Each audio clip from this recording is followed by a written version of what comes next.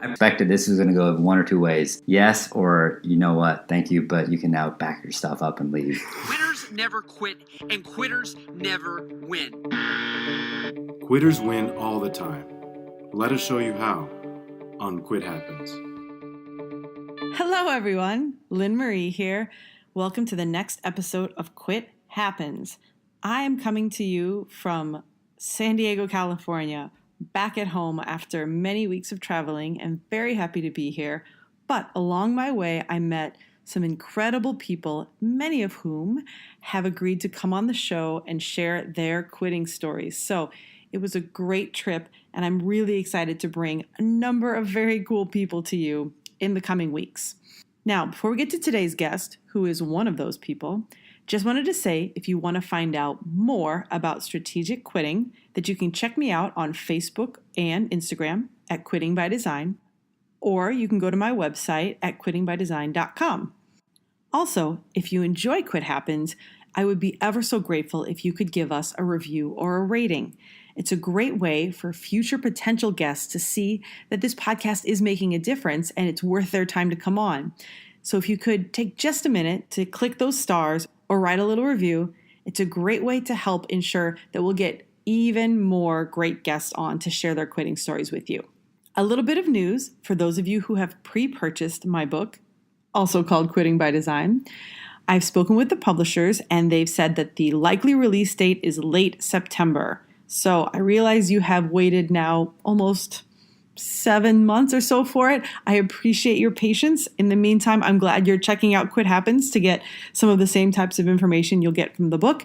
But look forward to late fall when I can actually get that copy to you. The second I have a copy, you all who have pre-purchased the book, I am buying that many of them and shipping them to you individually with handwritten thank you notes for having been so supportive. Now, this week's guest is Dr. Amit Patel. Amit is a facial plastic surgeon at the University of Kentucky, but he is also so much more. He is one of the people I met at A-Fest in Italy, and he has done a lot of things on the side that we will talk about over a number of episodes because it turns out we had too much to discuss to fit it into one episode because Amit has made a lot of strategic quits along his path. And not only that, but he's got great insight into a lot of the process of quitting, like dealing with fear, etc. So today is part 1 of probably a 2 or 3 part series, depending on how I cut it up. But for those of you who filled out the pre-podcast questionnaire and requested 20 to 30 minute episodes, I have every intention of respecting that. That's why I'm cutting this up into a few episodes so they're easily digestible. But you'll not only be hearing more from Amit in future Quit Happens episodes, but he's agreed to do some Facebook Lives with me to talk about some of these things in real time. So, without further ado, Amit and I met at A-Fest a few days ago, and per usual, what I'm gathering from A-Fest, most of the physicians there have had some kind of quit in their past. And Amit is no exception. And we're really lucky that he wants to share his story with us. So, Amit, where would you like to start? What was going on in your pre-quit life? Well, thank you very much, first and foremost, for having me on. It's an honor to work with you on stuff. My quit, per se, happened probably about 3 years into my practice. I'd already finished my surgical training, and at 3 years into my practice, I was kind of on the heels of quitting a side but complementary business to my surgical practice. And so I had a full-time practice and started to start a new endeavor, a business on the side. And as I approached quitting or closing that business, it was kind of that point in life where I was realizing that time and energy are probably 2 of your most valuable assets in life, because that's essentially what was at the point of trying to figure out is, how do I have enough time and energy to be the surgeon that I want to be, or to be the type of surgeon that I would want taking care of me? How can I have the amount of time and energy to have relationships with my friends, my family, and all those aspects of relationships in your life that I really, really want to have myself? And so whenever I was analyzing how to divvy up the pie of time and energy that I have, I had to start to look at redirecting my plan, if you will. And that's when I started looking at ways that I can quit things that weren't in alignment or parallel to my vision and my plan for the future. So, how did you realize what those things were? The things that weren't in alignment with your new thoughts on time and energy management? Well, some of it was, one, physical signs that things weren't in alignment, right? Our body tells us when something isn't aligned. These are signs of stress, signs that I couldn't sleep, signs that show up as a racing heart. So the things that weren't fitting in were causing signs of stress. And so I just had to sit back and pay attention. So I would sit back, I would journal. The other thing is pay attention to what your friends and family are telling you. The people that care about you independent of your accomplishments. And I had several things that I might have been told in the past, but it's like, oh, I know what I'm doing. I got this, okay? And instead stopping and taking a listen when someone that's around you that actually cares about you is giving you a subtle sign. And sometimes they're not always so obvious. Sometimes people kind of, they're not going to come and say, hey, what are you doing, man? Yeah. It may come in a different route. So those are two big things that I really started to pay attention to. And then I actually looked towards mentorship. I reached out to people that I thought had it down and asked them, what do I need to do? And I started to take notes, and I started to go through the exercises and the recommendations that they gave me on books, on exercises, and things I needed to read. I kind of became a student of the process of life, if you will, right? Yeah. So, any books, before I forget and we move on further, any specific books you would recommend along those lines for people who are delving into the self-exploration? It's a great question. There's several that I have, and each of these I feel like kind of introduces or helped me work on different aspects. And the first one kind of deals with the mind. There's a book by Sakyong Mipam called Turning the Mind into an Ally. And it's kind of a meditation for beginners book, but it helps go through the different steps of how to meditate, but from a more active approach, meaning how to learn to understand how your mind works in day-to-day life. There's another book that I read called The Compound Effect by Darren Hardy, and that looked more into self-analysis of your habits and the idea of kind of compounded interest in the financial world applied to compounded habits in your personal and really your business life, and ways to change that. And then the third one was a book called The Four Agreements. And this is a book that in a lot of ways is a list of 4 things you can do that allow you to have better relationships with the outside world. And after reading those, what did you determine were the things that needed to go, the things that needed to be changed in order for you to be more in alignment? Well, the first thing, I guess you would kind of classify as input, right? So I didn't realize how much I was at the influence of the input of other things in life, right? So the input of my mind or my thoughts, right?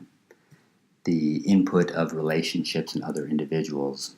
And so I added a morning and an evening habit of meditation. So at the beginning of my day, which is going to be essentially the start off of my day, I added a meditation.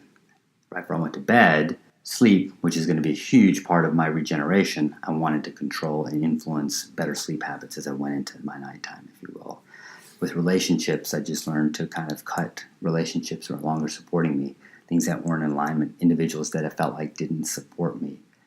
I started to cut those out. There's a Harvard study that was done that said the 5 most common people you hang out with will influence your social, financial habits.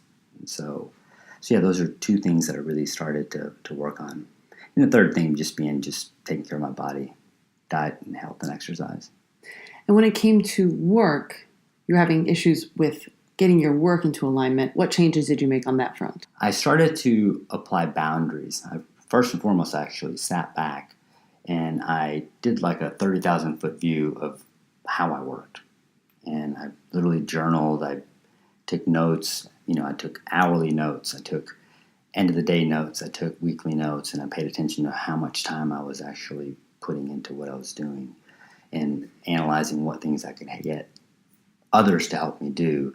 And then I essentially started slashing stuff out, things that would not fit with my life plan, if you will. Things that weren't going to allow me to say, for me, travel became an important factor of things. And travel with purpose. I had an interest in looking into healthcare innovation at the time, something that I had a long-standing passion for but just didn't have time for. I had an interest in supporting the creative and artistic community to give back. I always wanted to be a sculptor, so I wanted to support others around me so I can provide support and mentorship to those people around me, just like I was looking for in other people. And essentially what I did is I said, okay, I want to do these 3 things, but I'm doing this at work. What things do I need to get rid of out of work? And so for me, surgically, I had to stop doing surgeries that someone else really, really wanted to do. I like doing, but I couldn't do that and provide the type of care that I wanted to provide and still do the other 3 things that I wanted to do. And what did that look like concretely when you made that change? Because I think we were discussing that you did some things that ended up freeing up more time for your other passions. For me to go work on healthcare innovation and work on creative projects, I had to start working 2 weeks in surgery and then take 2 weeks off. And so I had to completely redesign from the ground up my entire infrastructure of work and surgery. And so I had surgeries that I couldn't go do a massive major surgery and then be in a position where I had to be out of the country to go work on my new invention idea. So I had to say, okay, I can't do that surgery. And as much as I didn't want to do that, I had to do that because there was going to be a massive consequence to not making that decision. And that consequence is someone else's health. Yeah. I love the fact that Amit was willing to share his story because so many people probably think that a facial plastic surgeon or surgeon of almost any type is the kind of job where you could not pull off a 2 weeks on, 2 weeks off type of schedule. I mean, we famously think that surgeons are working 60 plus hours a week and are kind of trapped into that. And a lot of what I want to do with Quitting by Design and Quit Happens is allow other physicians the freedom to realize that they're not stuck in whatever we think that their specialty should be doing. And I so admire that you had the courage to say, I don't care, I'm a surgeon, but I don't know how many hours you were working beforehand, but I'm assuming it was 40 plus, right? A week? Yeah. Oh, probably. If you take in the time at the hospital, the time it takes to kind of research and design for my surgeries, it was probably easy $80 to $100 a week. Yeah. Exactly. And for you to say, no, this is not working for me. And in discussions Amit and I had before we started recording, there was some thought that, when you can't do these creative endeavors, when you're stuck doing just one thing for that many hours a week, it's not uncommon that people would have the thought pass through their head, oh, I need to quit this entire thing because it's not allowing me any free time. And a huge part of my strategic quitting process that I suggest is don't throw out everything.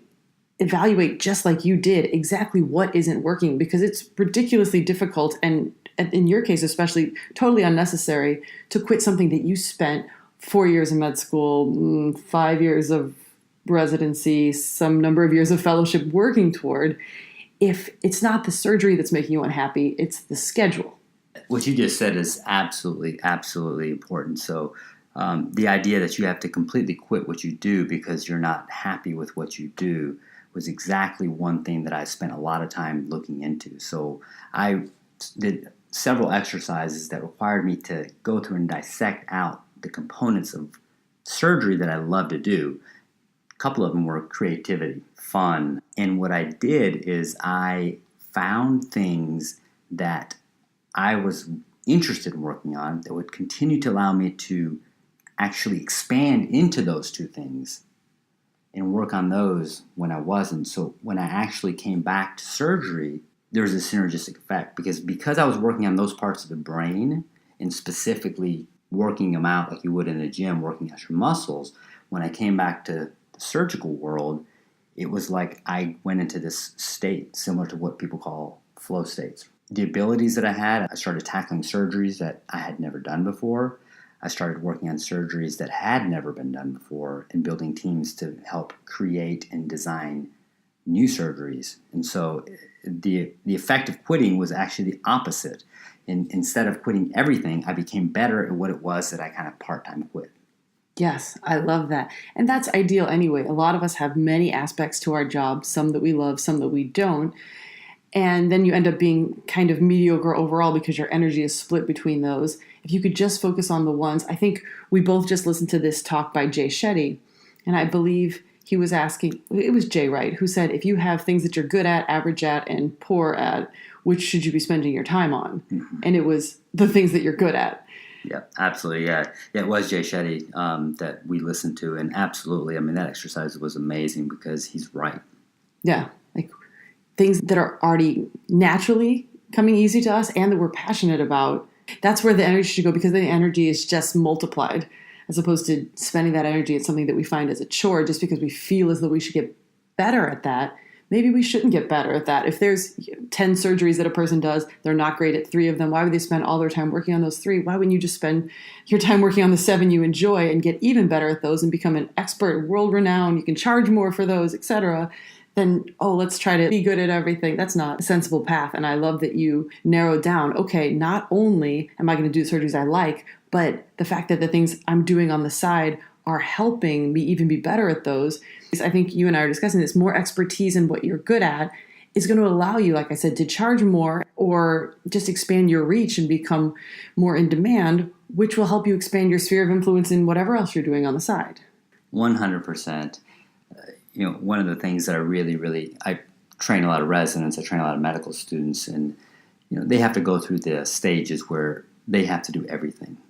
It's a part of the process, and it's an important part of the process. But once you get to a point where you have choice, which is where most of us get to when we're in our own practice or our own jobs, is a simple idea that, you know what, if you don't love to do it, I guarantee you there's someone within your reach that absolutely loves to do what you don't want to do.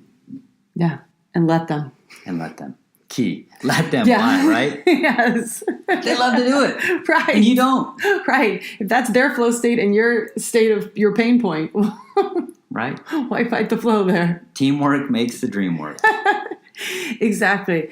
And again, I have no idea how many surgeons I have listening, but I think this is so applicable to anybody who spent so many years training and is trapped or feeling at all trapped in their job at any kind. You should know, Amit doesn't just work for himself and said, I'm going to go on 2 weeks and off 2 weeks. He had to propose this to an employer. Absolutely. Yeah. As you said, I work for a healthcare system. I work for University of Kentucky Hospital, and I'm an academic surgeon, so I have a lot of responsibility outside of just my patients. I have responsibility as a teacher. I have a responsibility as a mentor. And so when I approached him, I said, hey, I have this great idea that I want to work on, and we came up with a team-based kind of plan, if you will. And so 100% it can be done even if you're not your own employer. It just, again, like anything else, you want to make it so that they have value. You have value. Everybody has value. Were there fears involved in approaching your employer? Oh, you got to be kidding me. Fears. I pretty much expected this was going to go one or two ways. Yes, or you know what, thank you, but you can now back your stuff up and leave. Good luck, right? Yeah, exactly. I think a lot of people have that fear, and therefore they don't even make the ask. 100%, yeah. If people get nothing else out of this episode, make the ask. Because it sounds, to me, when you told me about your 2 week on, 2 week off, I was like, that's possible? I work in the world of medicine, and I had never heard that a surgeon did that kind of schedule. But it takes the creativity to come up with it and the gall to make the ask. All right, friends, I think that's a great place to end the first episode with Dr. Amit Patel. Like I said, there'll be many more to come. Do not worry. He's got more gems where that came from. But in the meantime, and until we meet again, happy quitting.